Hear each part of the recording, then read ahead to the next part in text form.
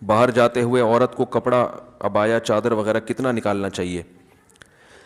دیکھیں عورت کا جو پردہ ہے نا، ایک ہے بیسک پردہ بنیادی جو ہر عورت نے کرنا ہی کرنا ہے، وہ کیا ہے کہ پورا جسم چھپا ہوا ہو سوائے چہرے اور ہاتھ کے. یہ تو پوری امت کا اجماع ہے کہ اتنا پردہ تو عورت نے، بولو بھائی، کرنا ہی کرنا ہے، اس میں کسی کا اختلاف نہیں ہے. بال نہیں کھول سکتی، کلائیاں نہیں کھول سکتی، پنڈلیاں نہیں کھول سکتی، پاؤں، چہرہ اور ہاتھ.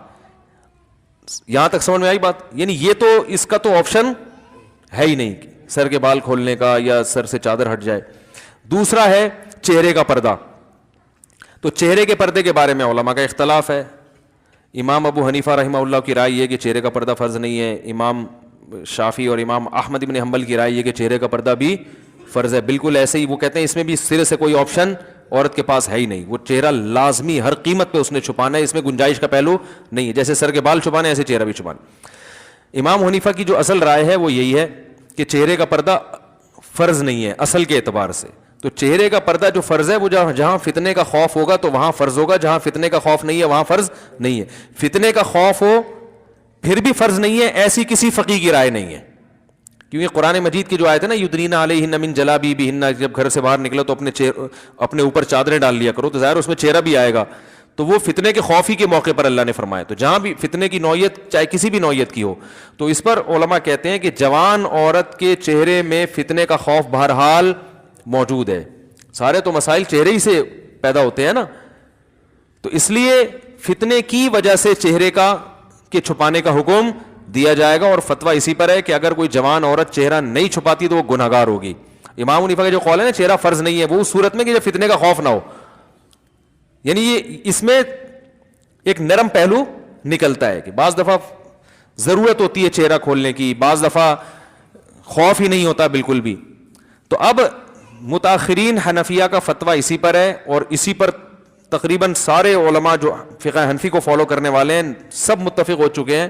اور آج سے نہیں، آج سے 700-800 سال پہلے یہ فتویٰ دیا جا چکا ہے کہ اب عورت کو چہرہ کھولنے کی اجازت نہیں ہے. کیونکہ نبی صلی اللہ علیہ وسلم کے دور میں باندیاں ہوتی تھیں، بیویاں بہت کثرت سے، تو حلال اتنا زیادہ ملتا تھا کہ حرام کی طرف لوگوں کے قدم نہیں جاتے تھے، اور وہ مواقع بھی نہیں تھے برائی کے. اب حلال میں پابندیاں لگ گئی ہیں اور حرام، تو اب لوگوں کی نظر اتنی صاف نہیں ہے. اب کوئی جوان عورت جائے گی تو بہت زیادہ امکان ہے کہ لوگ بری نیت سے اس کو دیکھیں گے. تو اس لیے عورت پر چہرہ چھپانا اس زمانے میں فرض ہے. بات آئی سمجھ میں؟ تو یہ تو ہو گیا. لیکن اس میں چونکہ اختلاف ہے اور ایک پہلو نکلتا ہے، تو جہاں شدید مجبوری ہوگی تو وہاں گنجائش دی جائے گی. مجبوری کا مطلب کوئی ایکٹر ہے، اداکارہ ہے، فلم ایکٹریس ہے، وہ توبہ کر رہی ہے، تو اب اس بیچاری نے جہاں ایسی بے حیائی میں زندگی گزاری، اب اس کو تھوڑا نرمی کی طرف کہ بھائی چلو تم وہ پردہ کر لو جو سب کا جس پر اتفاق ہے. Some thing is better than nothing. اب آپ اس کو مکمل کہیں گے جی وہ سر کے بال سے لے کے پاؤں کے ناخن تک، تو اس کے لیے مشکل ہوگا. بات آ رہی ہے سمجھ میں؟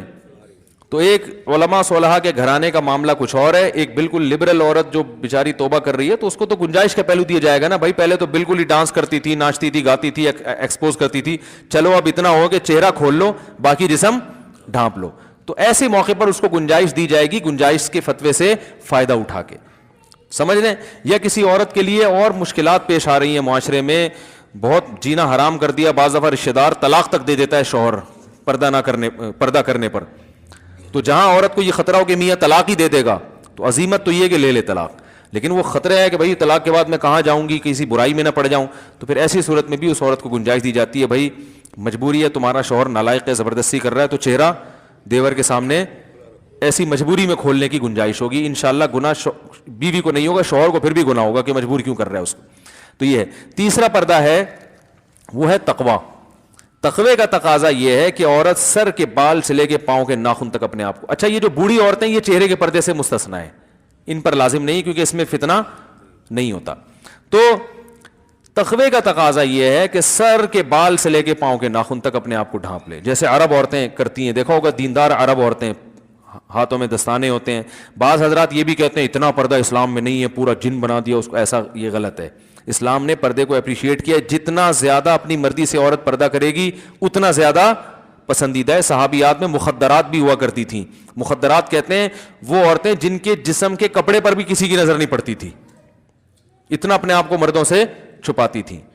تو اسلام نے عورت جتنا زیادہ پردہ کرے گی اس کو اپریشیٹ کیا ہے. ہاں بشرطے کہ اس سے ضروری کاموں میں حرج نہ ہو رہا ہو.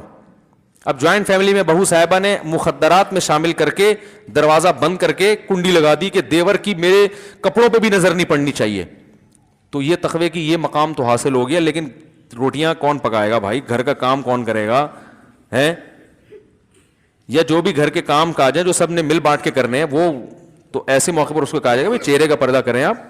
باقی جتنا پردہ کام کاج کے دوران اگر کچھ تھوڑی بہت کلائیاں کھل جاتی ہیں یا ہاتھ بات کھات کھل جاتے ہیں وہ معاف ہیں. امام یوسف رحمہ اللہ سے صراحتاً منقول ہے کہ جوائنٹ فیملی میں اگر گھر چھوٹا ہو, عورت برتن دھوتے ہوئے اس کی کلائی کھل جائے اور دیور کی نظر کلائی پہ پڑ جائے تو انشاءاللہ گناہ نہیں ہوگا, کیونکہ اس سے بچنا بہت مشکل ہے نا. آستین پوری یوں کر کے وہ برتن دھوئے گی تو آستینیں گیلی ہوتی ہیں, تو تھوڑا بہت اس کو آستینیں چڑھانی پڑتی ہیں, احتیاط کے باوجود بعض دفعہ نظر پڑ جاتی ہے.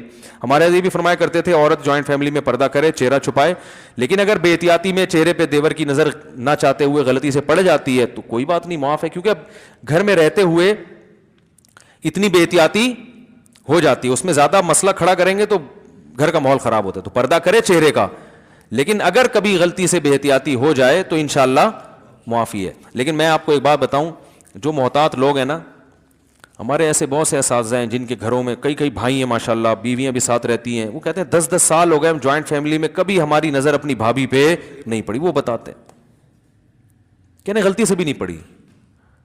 تو تمیز اگر ایک دفعہ مارکیٹ میں آ جائے نا تو وہ ایسا غلطی سے بھی ہوتا نہیں, لیکن بہرحال ہو جائے تو معاف ہے. یار ہم تو 10 سال سے رہ رہے ہیں کبھی نظر بھی نہیں پڑی, اکٹھے رہ رہے ہیں نہیں پڑی. تو وجہ اس کی ہے کہ ان کو پتا ہوتا ہے بھائی بیگم آ رہی ہے یا بھابھی ہے, بھابھی آ رہی ہے تو نظر وہ خود ہی نیچے کر لیتے ہیں. بھائی ٹھیک ہے انہوں نے کھانا رکھا چلی گئی, نظر پہلے سے نیچے.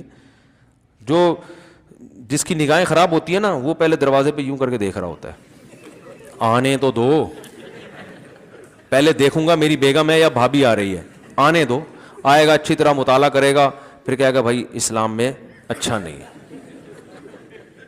اور جو تقوی والا آدمی ہوتا ہے وہ نظر ریچ ہی کرتا ہے, وہ کہتا ہے اگر بیگم ہوگی تو خود ہی منہ سے بول دے گی نا کہ میں بیگم ہوں, تو نیچے رکھو منہ نظر. جب وہ کھانا لے کر آ رہی ہے کچن کے کھٹ پٹ سے اندازہ ہو گیا بھابھی کھانا لگا رہی ہے میرے لیے, تو بھائی پہلے سے نظر نیچے رکھ لو, وہ آئیں گی رکھ کے چلی جائیں گی, ٹھیک ہے نا. اور اگر بیگم ہے تو بیگم منہ سے خود ہی بول دے گی. بھائی بیگم تو ایسا بولتی ہے, آپ کو پتا ہے اس کو چپ کرانا مشکل ہوتا ہے. بولے کہ بڑے شریف بن رہے ہو ہیں, وہ بولے گی نہیں, وہ ایسا بولے گی کہ بلوائے گی آپ کو پھر وہ. خیر, تو تمیز والے سب اگر ہو جائیں نا تو معاملہ آسان. ایک جوائنٹ فیملی میں گھر کی خواتین سارے کام کاج بھی کر لیتی ہیں اور پردے پر بھی عمل ہو جائے. ایک بھی اگر شرارتی ہوگا نا دیوروں میں وہ فتنہ کھڑا کرتا ہے, اور ہوتے ہیں, اللہ معاف فرمائے, آپ لوگوں کے علاوہ کی بات کر رہا ہوں. جناب مفتی صاحب میں درس سے مکی سنتی ہوں یا آپ کا درس, تو میری استانی کہتی ہیں کہ سر پر دوپٹہ اوڑھ کر سنو, جبکہ میں اس وقت جھاڑو پوچھا وغیرہ کر رہی ہوتی ہوں. بھائی وہ مولانا مکی صاحب کو آپ سنتی ہیں تو وہ تھوڑی دیکھ رہے ہوتے ہیں آپ کو, تو بہتر ہے کہ سر پہ ویسے ہی چادر رکھنی چاہیے عورت کو ہر وقت, حیا کا تقاضا ہے, لیکن یہ واجب نہیں ہے. تو وہی ہے نا, جتنا کرے گی پردہ اتنا اچھا ہے, حیا کا تقاضا ہے لیکن واجب نہیں ہے. دوپٹہ اوڑھنا ضروری نہیں ہے.